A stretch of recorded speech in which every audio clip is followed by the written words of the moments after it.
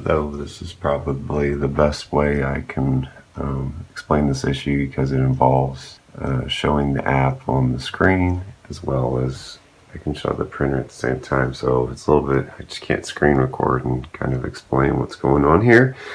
But with the stock bed inspector app that I checked out on GitHub, see right there, I can do this. And I believe that's about the same as the G28. As I just click that, and we'll begin to home. And it's homed.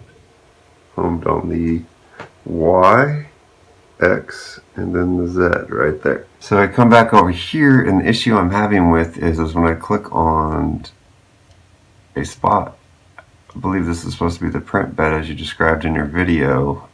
All I'm seeing is black. I'm not seeing any colors representing high and low spots. But it does work when I click on it, and I have a print bed size of roughly 300 by 300. And if I click right here, you can see it starts to try to do its little thing in it.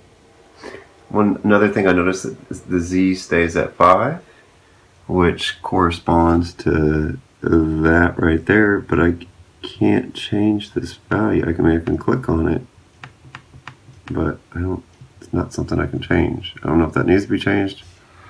But as you see, I didn't see any heat map, if you will, of the spots on the bed. And that was just one click. I don't know if there's a minimum of a certain amount of clicks. I think I did 10 last time before I started recording this video, and I didn't see anything pop up.